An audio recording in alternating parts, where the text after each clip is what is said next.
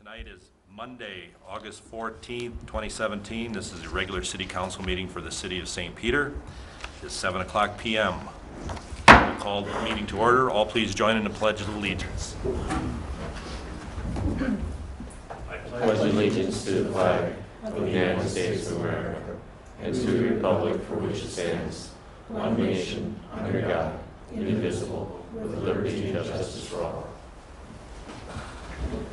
Everyone should have a copy of the agenda in front of them. Are there any changes to the agenda?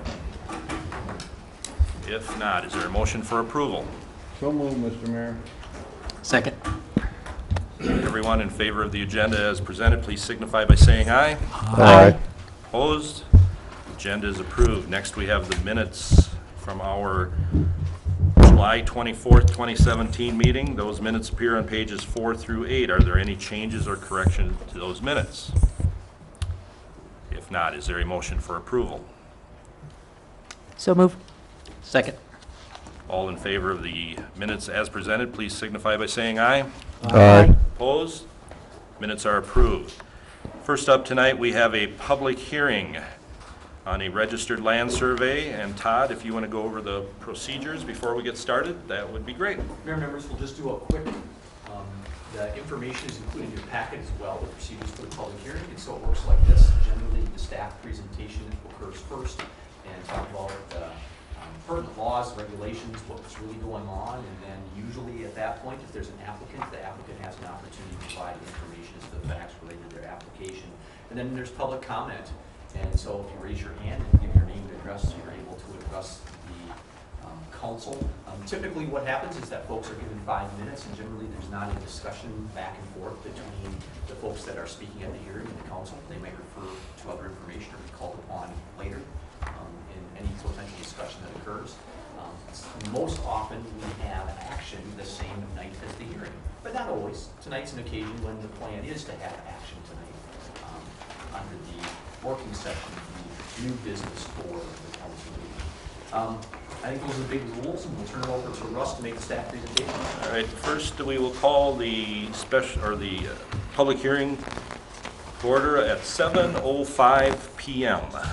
And Mr. Willie. Yep. Mayor Zeman, members of the City Council, as Mr. Prafke had indicated, tonight is scheduled a public hearing for your consideration of Registered Land Survey number 71. Notice of the hearing has been provided by publication, by posting at City Hall, and by mail to the affected property owners as required by statute. The Registered Land Survey would be proposed to be applied upon what currently is identified as lots 2 and 3 of Block 3 of the North Industrial Park subdivision, as well as the previously vacated portion of Mason Street right-of-way lying north of Lot 3, Block 3 North Industrial subdivision. The Registered Land Survey would seek to relocate the lot line that currently separates Lot 2 from Lot 3 by moving that lot line 154 feet to the north. That action would create an appropriately sized lot for the anticipated sale to Southwest Minnesota Housing Partnership for the development of Tract B. The regulations of the industrial zoning classification in which the property is located would require a lot with a minimum width of 150 feet. It would also require that any remaining lots have a minimum area of 20,000 square feet. If the Registered Land Survey is adopted as petitioned, the split would create Tract A of Registered Land Survey 71. That lot would have dimensions of 232.02 feet by 295.41 feet, or 66,220.8 square feet. That would calculate to 1.52 acres of land. The resulting Tract B of Registered Land Survey 71 would have dimensions of 460.02 feet by 285.41 feet for a total square footage of 131,294.3 feet. That would calculate to 3.01 acres, and Southwest Minnesota Housing Partnership has identified that a 3-acre site would be ideal for their future development. The resulting lots would meet the requirements of the zoning ordinance. And as such, the Planning and Zoning Commission considered the registered land survey at their regular meeting on the 3rd of August, and the Planning and Zoning Commission has made a recommendation that you accept the registered land survey number 71 as petitioned. Mayor Zeman, I'd answer any questions that you or the council may have at this time if you feel it's appropriate. Anything for Russ at this time? Okay. Thank you, Russ.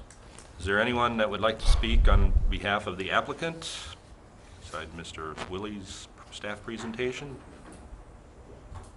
Is there anyone that would like to speak not in favor of the applicant's? Seeing no one, we will close this public hearing at 7:08 p.m. Moving on. Next up, we will address visitors in our audience. Is there anyone in the audience that would like to speak on any agenda item whatsoever? Seeing no one, is there anyone in the audience that would like to speak to the council on any matter whatsoever? Seeing no one, we will move on to the consent agenda. The consent agenda begins on page 10 and concludes with the resolution on page 28 and includes the following license application for temporary gambling to Rocky Mountain Elk Foundation for 400 West Union Street for February 24th, 2018, and plus the regular schedule of disbursements for July 20th, 2017 through August 9th, 2017. Are there any questions or comments about the consent agenda? If not, is there a motion for approval? So moved. Second. Now, any questions or comments? Call the roll, please, Barb. Mayor Zeman. Aye. Councilmember Fleming. Aye. Councilmember Pfeiffer. Aye. Councilmember Grahams. Aye. Councilmember Paris. Aye. Councilmember Carlin. Aye. Consent agenda is approved. Next, we have unfinished business, which there is none, so we will move right into new business. And first up, we have for a generator substation for Pete for improvement for bid. Thank you. Mayor Zeman and City Council, we're here tonight to ask you to process the third phase of the Front Street, the main substation improvements down there. As you guys remember, in September of 2016, we authorized DGR to do the design work and look at switching out some of our switch gear, some of our breakers, and some of our equipment that would add a little bit of reliability and dependability to our operations. In April, we received bids for the equipment. We spent $159,000. The delivery of the equipment, we hope, will be here in mid-October. The goal tonight would be to authorize Primoris Avinia of Johnston, Iowa, to complete the installation of the materials that will be delivered in October. As you're aware, there's going to be quite a bit of work in the substation to add new ductwork, to install metal-clad switchgear and power cables along the way.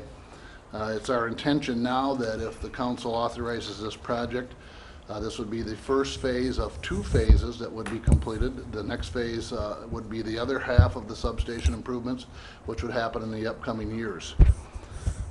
This process has cost right now right around $424,000, our planned estimate when we're completed, and that includes $52,000 in engineering, $160,000 roughly in materials, $202,000 in installation. We do have 1 phase of testing left to do. Once we get the equipment installed, November, December, we would hire an independent consultant to come back and do the testing because of the complications of how that equipment goes in and the testing requirements there. So we anticipate spending about $424,000 of a preliminary planned project of $450,000. I have a resolution for you on page 32, and I'm available to answer any questions that you may have. Anyone? You may be out of here by 7:15. I just want to comment that you did a wonderful job pronouncing the name of the contractor, and so we won't ask me to do it 3 times in a row, but. I think they're a transformer. This budget's and- always good. Yes. I'd like to make sure that Councilmember Paris notices that we're significantly underneath the engineer's estimate. I definitely noticed. He brings that up whenever we're over, so it's fair to balance things out when we're under. Thank That's you why I both. just said it's a good thing that we're under budget. Yep. That's awesome. Mr. Mayor? Yep, go ahead, Steve, I'm sorry. Pete, are you familiar with this company? I have not worked with this contractor. We haven't worked in St. Peter.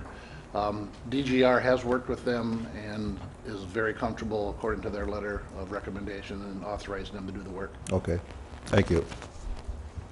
And what was the name of the company? Anyone else? The resolution awarding the bid for the Front Street Substation Improvements Project appears on page 32. Is there a motion for approval? So moved, Mr. Mayor. Second.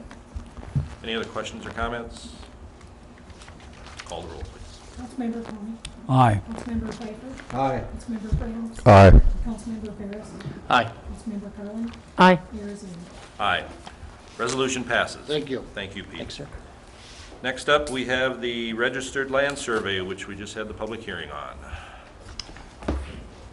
Mayor's member of the City Council, I won't go into an in-depth review of what I had previously said at the meeting. I will remind you that the 2 remaining lots would abide by the restrictions of the zoning ordinance.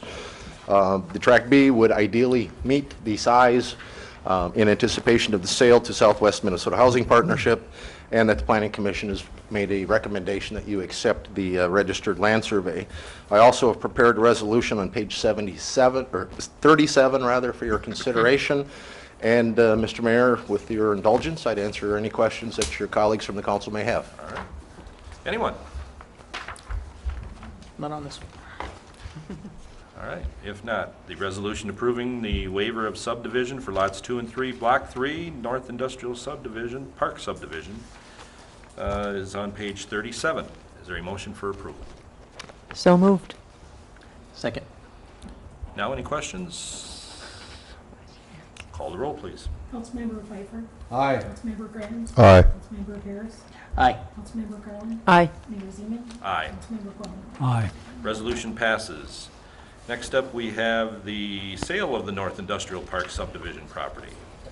Mayor, members, included in your packet is a purchase agreement that was drafted by your council and agreed to by Southwest Minnesota Housing Partnership, or actually the subsidiary of Southwest Minnesota Housing Partnership, Solis Apartments Limited Partnership. We talked about the Solis project, boy, I don't know how many times, but a number of times, not only at workshops, but at this meeting and goal sessions. The purchase agreement stipulates the sale of the property, which is a little bit over 3 acres, as Russ articulated during the registered land survey, at a sale price that's been previously established by the City Council of about $1.05 per square foot, leaving the total sale price at about $137,869. A couple things that are important to note here is that along, or similarly to other parcels that he was sold within the North Industrial Park, this purchase agreement comes with some stipulations that are maybe a little bit unique compared to other locations in that, in this instance, UR and Southwest, or Solis Apartments Limited Partnership, are agreeing to a certain design of the building that you've seen previously, and images of that are included within your packet, and the layout of property, which unfortunately was not, but has been discussed previously and was included in the online version and is on your desk tonight. A couple of things that I want to point out in relation to that image, which is going to be on the screen behind me, is that, as an example, the basketball court right now within Solis Apartments Limited Partnership plan is a bid alternate, so that if they do have resources, they will build that. From my perspective, if you are approving this tonight, it allows it to be built if they're able to afford it. If you do say you don't want to see a basketball court there, you can make that stipulation to them, and they would either have to buy that or the purchase agreement would not go through. The only significant change to this image that I would like to point out is the Norway Pines. That is something that is not currently included within the project overall. I think it is something that they would like to add resources to provide opportunity for. And if you have questions specifically about that, we have a couple of representatives here, both James and Jesse from Southwest Minnesota Housing Partnership, who's an architect and construction manager on the project that does go forward. But I think it's important to note that you're agreeing to the looks of the building. And so image here provides for that, and you've workshopped that actually a couple of different occasions. And then of course, the layout here of the site. Not sure what else I can help you out with, Mr. Mayor, but I stand for any questions that you or the other council members might have about this. The last thing that I will mention is that included in the packet is a letter that you've seen many times from Southwest that really articulates the use of the building and the property. We've mentioned previously that it has to fall within the rules related to the zoning ordinance, and it's important to note, and I think very significant to note, that the zoning rules allow for a specific use, and that use is not general occupancy apartments. It is not. And so this is with services. And so as long as the building is utilized in that frame, they within the rules of the zoning ordinance.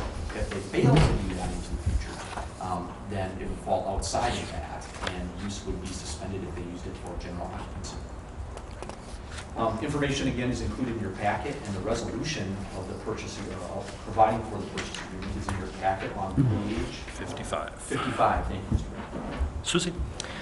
Just very quickly, I only really noticed it on the copies tonight. Number 18 on the map overhead, Todd, I'm sorry to do that. It's the rectangle with an X through it. What is that bit alternate? I'll let James speak to that. James, if you wouldn't mind coming to speak to that, that would be fantastic. And James, if you'd identify yourself and your role with Southwest, that'd be great. My name is James Arnson. I am an architect and was involved in the early stages of the design of the project. I'm not the architect of record.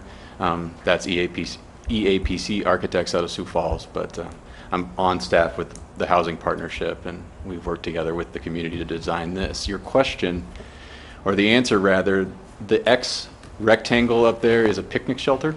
Okay. Outdoor in the backyard. It's also a bit alternate because of cost concerns we need to manage right now, and that's something that we'd like to do if we have the resources, but we don't know that we will be able to at this time. And the 3 dashed rectangles on the right side of the screen, that is community gardens, which may be built in the future, but we don't anticipate them being built right away. The size thank of you. this picnic shelter, do you know right offhand? Offhand, Just to get a perspective here. I don't know offhand the size without looking at the drawing. I'm Okay. sorry. All right, that's okay. I just, It would accommodate, I would imagine roughly 6 picnic tables under one roof. So a gathering for a party of sorts, maybe a birthday. it looks in scale to, everything else. I was just kind of wondering about that scale. Anyone else have any more questions? Roger? You want to go first? I've been very supportive of Solace project. I have gotten letters from people in the Washington Terrace area. Mm-hmm. Privacy is a big concern that they're having. So I definitely would say that the basketball court there would not be in that interest, Okay. right, for the neighbors. Distraction. Loud right in their back, right behind them Sure. as well, because their backyards are literally right there. Mm-hmm. So I guess I would rather see us maybe partner with Southwest Minnesota to get a basketball court at Galt or something nearby versus right in people's backyards. It's an interesting idea. Steve? Did you have- I know we talked about this at length in the past, Todd, but I know we're selling it at $1.05 a square foot. Now, if we were to sell some other property 2 years from now to another entity, would we sell it at that $1.05, or would it be based on a different market rate at the time? If I may ask you a clarifying question, you're talking about property in the North Industrial Park. Right, that's what I thought. Right now, the council is on record and has a resolution that establishes this price of $1.05. There has been some discussion in the past by staff and by the council about whether that number should maybe ratchet up into the future. That could certainly be a question that the council talks about. Council sets the price. The price was set at $1.05. That's why the price is set So out. if we were to sell some other city property, then that discussion would be independent from this $1.05? Correct, it would be independent. The resolution that the council is on record with only stipulates the price at $1.05 on this property. You do have other resolutions that stipulate prices on other parcels of property, but it's not an all-encompassing number across all properties that you own. Okay, all right, thank you. And we've made other sales recently in the North Industrial Park, and they were all at $1.05. Yes. Okay, thank you. Anyone else? Or John? The purchase agreement gives the city the final say on the design of the project before closing. Is this the final say tonight, or is there a upcoming point at which we have the final say? Your practice has been in the past that this really represents the final say, in that the council has discussed with Southwest the outside appearance of the building and how it's set to go. They're basing their bids on that process and how the site is laid out. If there was something that significantly changed in relation to the building at the time that they apply for the permit and the final plans are submitted, then that would be something that would be brought to the council. But if there was not a significant modification, it would not be brought back to the council. Okay, thank you. Roger, the point you made on the basketball court, hey, I don't live up there, but I sure would rather have a basketball court that's being used part of the year than what this property was initially designated to use for as an industrial zone. You know, if you have an industrial building with people working every day and cars and parking lots and stuff like that. so Working that- night shifts. night shifts or anything like that. You know, that would be my alternative to that, you know, because, boy, I'd rather have this. Right. Well, you know, and one of the reasons I'd rather see a basketball goal at Galt also is then this community isn't secluded, right, just to themselves. They integrate more, their children integrate more if they're at a public park versus always just staying right here. Well, So there's integration, but there's also, you know, security and everything else to be concerned about for their welfare in this situation. Susan? Perhaps if the basketball court becomes an opportunity in the future, would it be reasonable to think that maybe more Norway pines or something else to provide some privacy or sound barrier or something like that might be a possibility? I realize that they're expensive and that adds cost, but I think where there is a concern, you know, properly voiced by the residents next door, it's a reasonable request to entertain that discussion. I realize you can't commit to. No, I can't right now, but we have been very aware of the neighbors, you know, Washington Terrace next door. In fact, part of the design of the building, which is positioned quite a ways from the rear property line, is meant intentionally to move the wall back, so you don't have a two-story structure right outside your back wall or window from the home that you live in next door. So the goal has always been to maintain some distance for comfort for everybody, Washington Terrace as well as Solis. That's been in the forefront of our mind actually for some time. And incidentally, I did do a quick sketch, which I could hand to you, Roger.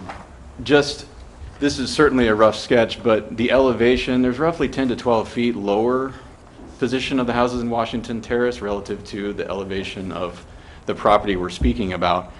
And one thing that does do, thankfully, is it diminishes the effect of a building which is bigger than the homes, you know, in a lot next door. So there's distance working in, I think, everyone's favor. And there's also the view that you see of the building, which is, I think, significantly diminished from the Washington Terrace side. You don't get a sense of what's actually happening in the rear yard directly. It's not a straight view out your back window, which is certainly helpful too, I think. It is. And we're planning to keep the tree line, correct? Yes, we want to keep the trees as much as we can. I think there's some cleanup that needs to be done along the back. It's pretty brushy back there, and we'll need to clean that up. And there is a fence that's located along the back property line that will need to be inserted. But the idea of taking down all the trees is certainly not what we're interested in. We like to preserve trees as much as we can. Mr. Mayor, if I can, from Sure. a staff perspective, as with all the other projects you've been involved with Southwest on, they've been very cooperative in looking at site design. And as we've heard from residents who contacted us and communicated with Southwest, again, from my perspective, any positive ideas about how to encourage the ability for these properties to be co-located, to be good neighbors, have really been accepted and tried to be included into the plan by Southwest. Anyone else? Did you have some more, Roger? Yeah, I'm thinking how We don't have time for that. You gotta. I'm trying to get out. 7:15's passed. The fence, what sort of fence are you guys thinking? Is it going to be like 50% transparent? It would be a black, understated metal fence that just runs along the property line just to physically separate the two properties, as understated as it can be. Okay, so it'll be Yeah. transparent. It would be at this time, yeah. Okay. But And I think its position on the property line means the fence would actually be below the view that you would see from the rear yards of Washington Terrace, because the property line is down the hill a bit. Right. So the fence being transparent or not, I don't think it diminishes or changes the view of the actual property from one to another. If I can, cooperatively with James, we have had a discussion related to the fencing. From a staff perspective, it would be our goal that if affordable, that's one of the higher priorities, to make a fence that is not a see-through. That would be one of our higher priorities. Because the that would be an covenants, alternate. the covenants on Washington Terrace people is 50% transparency, if I remember right. Because that's, if you look at all the fences, they're the slats that are like, that are offset. There is a standard in the covenants for the fencing. For Washington Terrace, that's correct. Correct. Now I understand what you're talking about. This would be the North Industrial Park. Right, And right. while we do have a standard for fencing in the North Industrial Park, it is not the same. as it Right, is right, I understand. I'm in just Washington conveying Terrace. what, that area has to have. Right. I know that they're technically two separate areas. Steve? I'm just curious, with the city ordinance, when you put up a fence, does it have to be offset from the property line so many feet, so many inches, or right on the property line?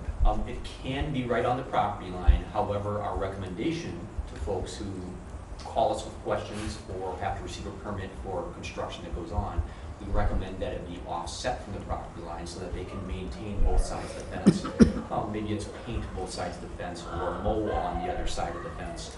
The adjoining property owner who's not responsible for the fence shouldn't be obligated to provide that level of maintenance. Okay, thank you. Any other questions? If not, the resolution authorizing execution of the purchase agreement for the sale of city-owned North Industrial Park property to Solace Apartment Limited Partnership appears on page 55. Is there a motion for approval? Move the resolution, Mr. Mayor. Second. Any other questions or comments at this time? Thanks, sir. Call the roll, please, Barb.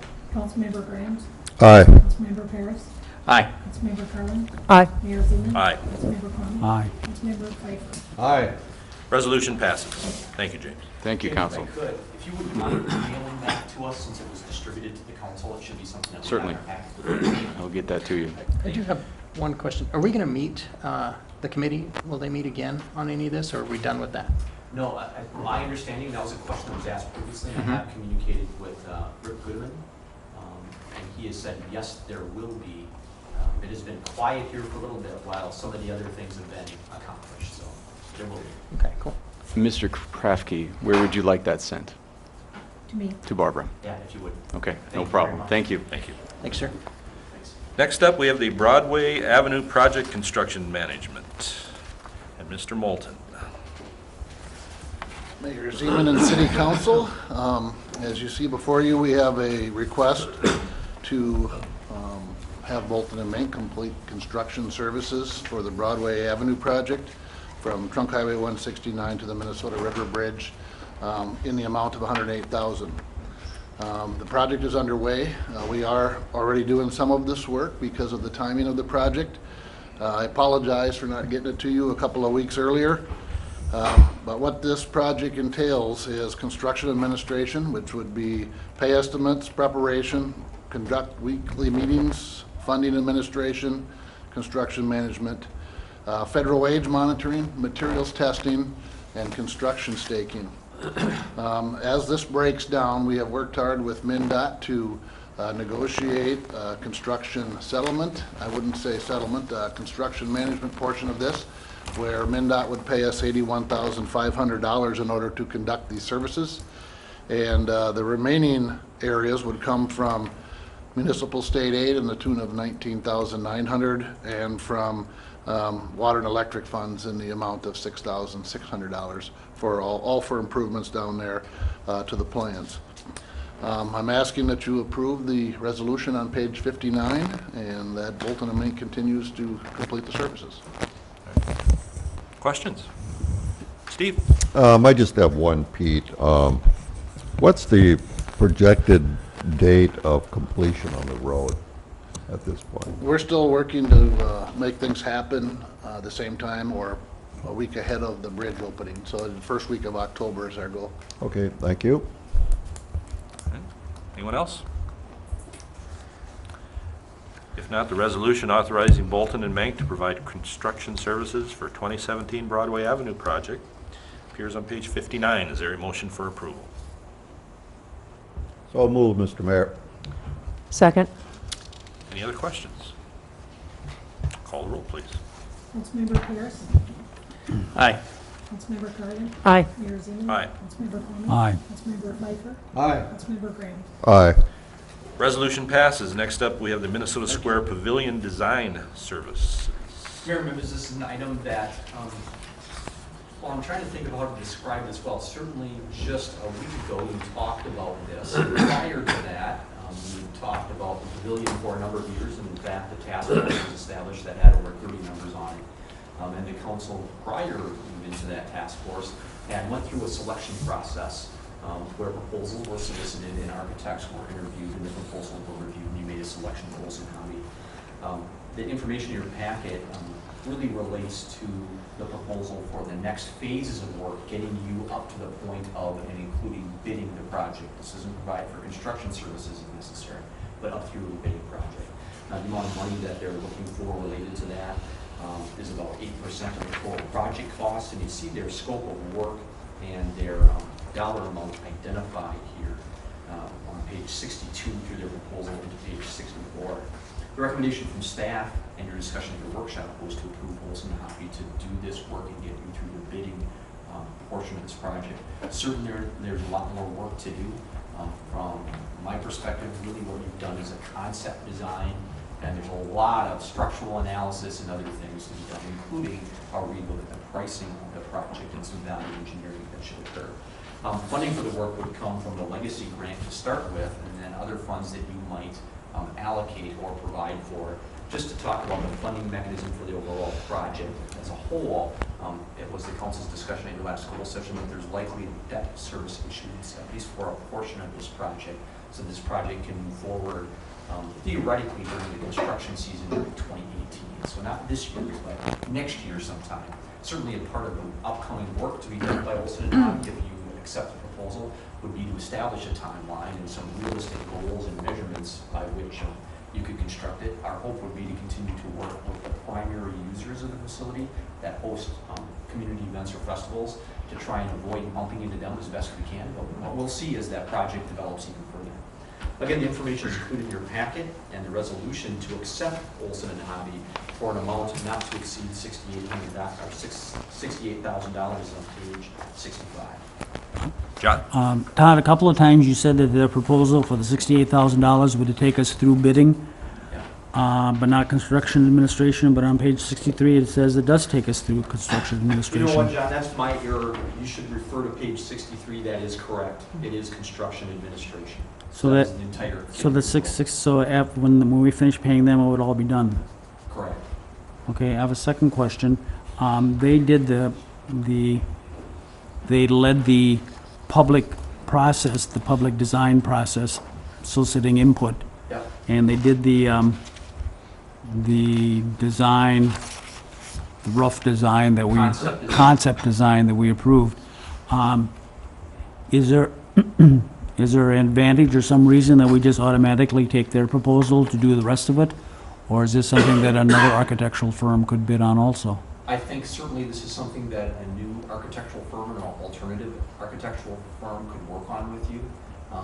My impression had been is that the council indicated at the time that the task force was concluded with its work, and that the council accepted the concept design, that you were very happy with the service that they provided. I looked at this frankly as being that you were happy with their service, and the dollars that they're looking for are well within what we would consider reasonable sums, reasonable percentages related to the other project, and that it was then reasonable to move forward with Olson Hobbie. Your primary question related to, is there some advantage? I think there's a little advantage. I don't know that it's significant, nor is it necessarily significant to the dollar amount that you might see or pay for the services that are contemplated.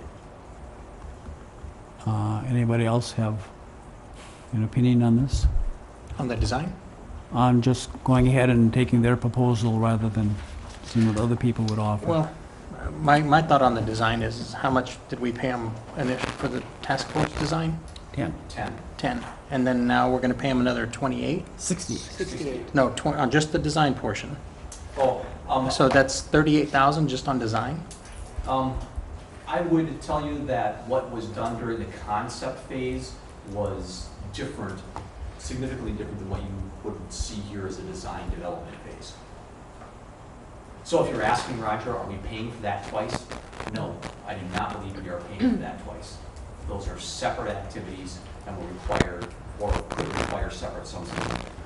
I don't know how many hours they put in during all of these meetings, but they were there, at least 2 of them usually were there, that I remember. And every time there was anybody that suggested any changes, they came back with more and more stuffs and information or concepts and everything else, so.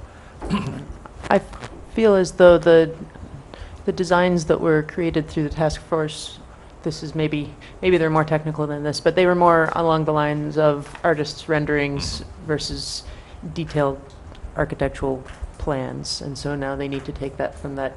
I mean, there were some, that might be selling short what they've produced so far, but what they were producing to this date was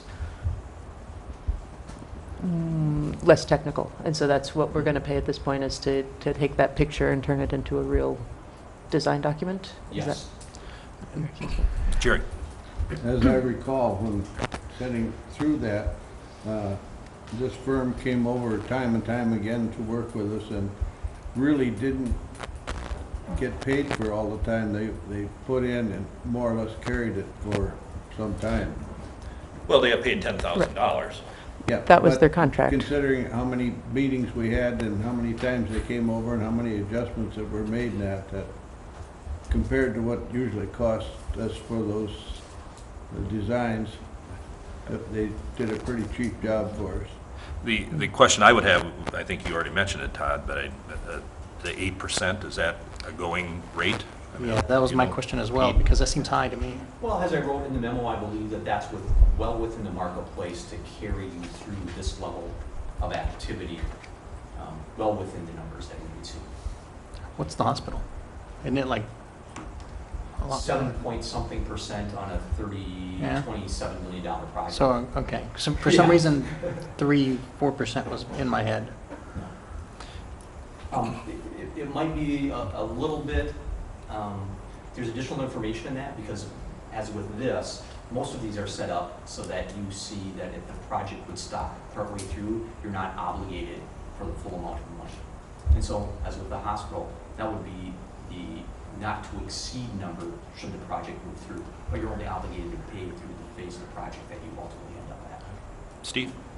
I happened to be, yesterday, I have every email and every schematic and every conversation that we had 5 years ago on this. And I reviewed all the people that were on that meeting, all the meetings that I was a part of. And it truly was a community-wide event that put everybody's stamp on this building. And I think we have the basic structure from an architectural, an artist's view, and I think we should stay with that. Rather than starting this process again, to me would be an insult to the people that spent all their time with the artist rendering, and I know we need to go forward. We aren't talking about starting the process. No, I Steve. understand that, but I mean, just taking what we have and going with it. And that's what we're talking about. Right, I doing, know, but- I understand that, Okay. but there's questions as to, other activities that went on, but I just think it was a community event that should be sanctioned by this council and move forward. Any other comments or questions? Question for Mr. Kwame. For the design portion, if we're going with a separate architectural firm, you're thinking that we might be able to go a little lower than Oh, I this? don't know if we would go lower, it's just, I'm not totally comfortable in accepting a proposal for $68,000 without knowing what other people charge just because they had done the earlier one. Just automatically going ahead with that without having talked to anybody else. Those other firms It work seems off like a lot of drawings. money. We don't normally do that when we are spending money. All right. The process seemed a little odd. I could go either way. I can see some advantage to using the firm that's familiar with the project, but I also see the advantage of getting competitive bids. Yeah, I'm not talking about changing necessarily, but I'm just talking about seeing what other people would offer in way of, or maybe other people would not be interested in taking over at this point. I mean, Maybe other using, architects don't do that, or there's professional courtesy or something I don't understand about the industry.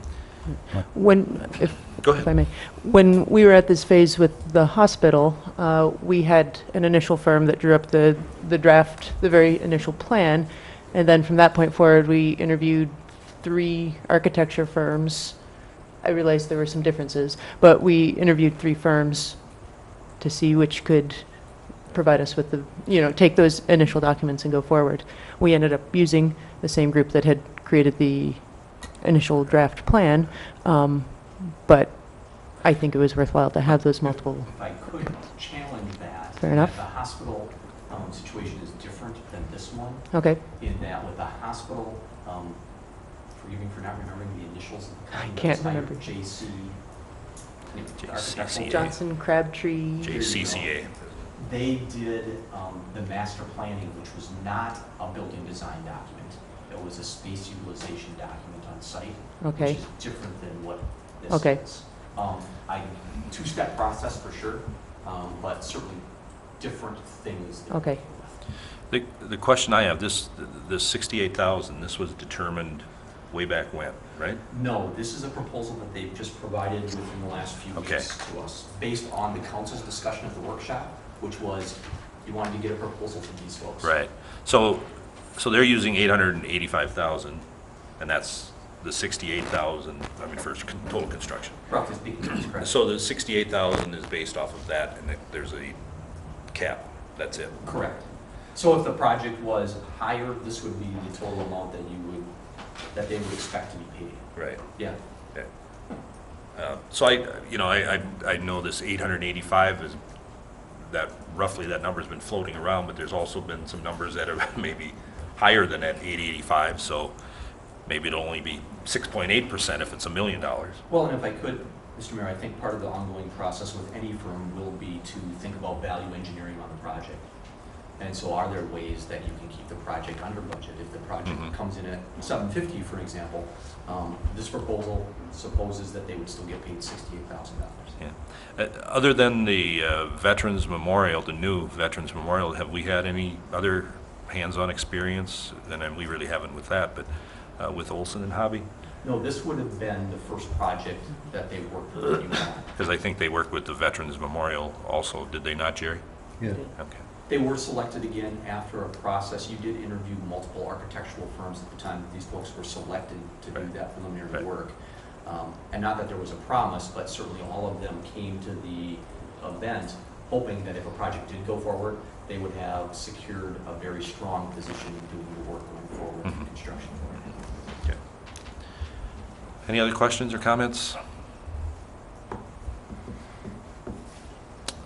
If not, the resolution authorizing execution of professional design services agreement with Olson and Hobby Architects for Minnesota Square Park Pavilion project appears on page 65. Is there a motion for approval? So moved.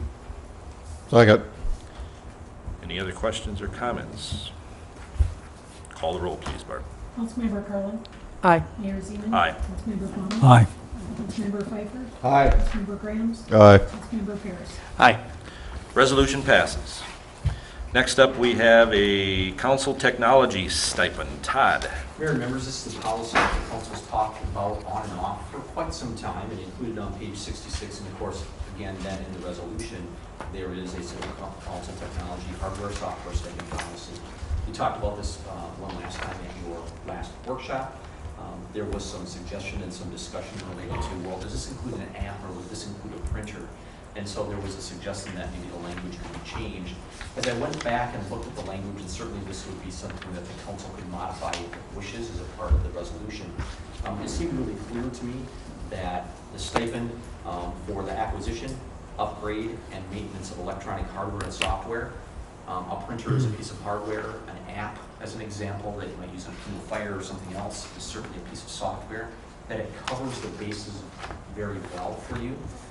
Again, I think the overall suggestion, as this was brought up by the council at goal session a while back, was to try and make sure that there was greater opportunity that folks would have technology in their hand that can do two primary things, one of which would be to be able to pack it online on the city website. The second of which would be to use the city's email system that you are all now a party to, and help ensure that folks that might not have the resources on their own who are elected to council have at least some equalized opportunity to have those resources within their hands to continue to progress forward in relation to technology use.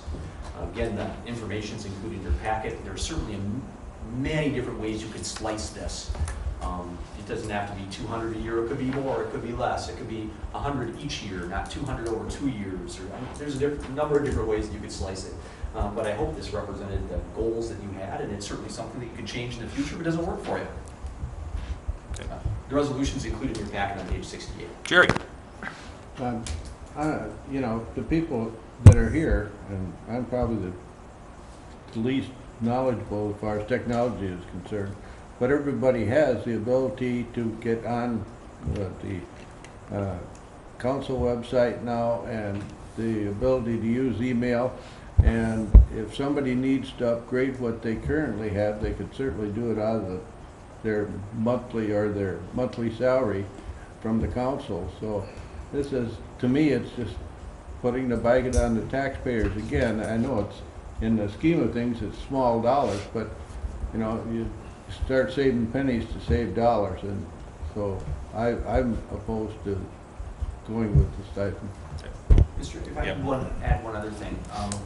I've probably unduly influenced you a little bit in that one of the things that makes this different than what we see in most communities is that in many cities and other government entities, the local unit of government owns the hardware and the software and hands it over to you. This is different than that in that it really provides some opportunity for a stipend, but it makes the elected official responsible for maintaining it, taking care of it, making sure that it works appropriately, and that if you get some kind of virus or bug, it's not my problem. You guys have to solve that problem. And so that doesn't directly answer your question, Jerry, but as compared to most communities that we see, this is very different in that the responsibility for maintaining is on the part of the council member, not on the local unity. So what you're saying is there are a lot of communities, the community or the city provides it anyway. Yeah, as soon as you're elected, they provide you an iPad or a laptop right. or something like that. Which is a lot more than this a couple is. $100. $200 every 2 years. Correct. Yeah. One could argue that if you had a government-issued laptop and got a virus on it, that our IT staff could burn through $200 in salary trying to fix your problems. Yeah. Like I say, now it would be your problem. And, right. And like I say, even if you wanted to do something or upgrade or whatever, $200 isn't going to get you real far with with buying something even on your own, but it might help and it might influence other people to run or whatever the case may be. So anyway, any other, Roger? You know, I'm okay with this. I think, would it make sense if we provided it in year 1 and 3 instead of saying even years? Because then some of the new council members that come in on odd years, you know, won't have it when they first take office. So, Roger, just as a point of clarification in how this cycling works, I think what this is doing is exactly what you said, in that if a new council was elected this November, a new council member was elected, they really wouldn't take office until January of the even year. Right. So that's what would then make it available to them at that point. Don't we have some on odd years, or no? No. Everybody's okay? Yeah. Okay, Yeah. then that's I was thinking. Yeah, no, we talk about being odd year elections because the election occurs in the odd year, not the even year. Okay. And that makes us odd. That makes you unusual for sure. Yeah. Some of us So that are Odder. Roger, if I understood what you were saying, I think this Yes, addresses yes. it in that way. Yeah, it was just me not understanding. Yeah, I mean, there sense could of be that. the off where somebody resigns or leaves office for some other reason and then someone comes in. Boy, I think we try and, it's a very simple policy, we try and make it work out. Could as we give you the appropriate. leeway to adjust that as prorate that or make it available in some reasonable way. You know, ultimately, these bills are approved on the bill list, would be approved on the bill list by the city council, so you would see it come through. So if you had a concern about that, you could certainly, council members could raise it at that time. John? I have a question. There's an awkwardly worded phrase, I think, on page 68. Section of the policy called stipend. The second paragraph, in the middle of the paragraph, the sentence starts with members will have the option to choose the hardware they own and use. However, the hardware installed software would need to meet minimum standards that allow for the use of the internet. Well, printers don't allow for the use of the internet. Could we change allow for to say will complement the? Certainly.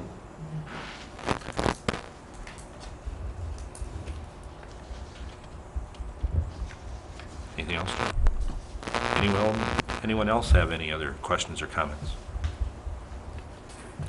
If not, the resolution adopting the city council technology, excuse me, hardware, software stipend policy appears on pages 68 and 69. Is there a motion for approval? So move. Second. My assumption would be is that you're moving that with the change that was articulated by Yes, John. sorry, yes. Correct. Okay. Any other questions at this time? Call the roll, please. Mayor Zeman. Aye. Councilmember Holman. Aye. Councilmember Pfeiffer. Nay. Councilmember Graham. Aye. Councilmember Paris. Aye. Councilmember Cardinal. Aye. Resolution passes with one dissension. Next up, we have, that concludes our new business. Next up, we have reports. I do not have a thing, Todd, that I can think of right offhand. Mayor members, let me be then quick to the point. Certainly, you had a goal session in July. I did provide a report within your packet starting on page 70. Again, it's not meant to be minutes, but it's meant to be what I believe are the significant items that you discussed as a part of that goal session. So if you have concerns about that, now's a great time to mention that. I would mention, which is unusual for me to talk about specific things, but on page 72, the second bullet point is probably the most significant thing, at least from my perspective, which is what I would call a prioritization or a change in prioritization related to some of your larger building activities going forward. And as the council mentioned at that time, because of the $200,000 I do receive from the state of Minnesota, the pavilion is on a faster track now than what the fire hall might be. It doesn't mean that the fire hall or other things stop, but certainly from a timeline perspective, from a work process perspective for the city administrator, that's ahead of other things now. But otherwise, I hope it demonstrates the activities that you undertook. And again, we show it to you again at the next goal setting session. If you have additional questions, let me know. I will mention that the high school grand opening is on Saturday. For those of you that have said you could attend, just wanted to get that and remind you of that on your calendar. Not this Saturday. No, it is on the 26th of August. And that council filing period ends tomorrow evening or late afternoon at the close of business on Tuesday the 15th. And we've had folks file. It costs about $5. I'd love to see the participation of you folks. Mayor members, that's all I have for you today. Anyone else have anything? Roger? Mr. Pratke, if you could touch on our solar program. Oh, God, if I had known you were going to ask that, I would have looked up the numbers today. The last I checked, we had subscriptions for over 40 solar panels. And so I think I've had a few people ask me about this. I think it's going right on track. You know, people are having summer vacations and other things that are going on, and so we have more than some of the other communities that have similar programs within Simpla's group, and so we feel good about that. And I think the information is well put together and is available on the website, and certainly folks can give us a call if they have a question about what it takes to do and how it fits together. So I think over 40, sorry, we'll look it up and try and get you a better number this week, but over 40. I'm good with that. Okay. Anyone else? If not, is there a motion to adjourn? So moved, Mr. Mayor. Second. All in favor of adjourning, please signify by saying aye. Aye. Opposed? We are adjourned.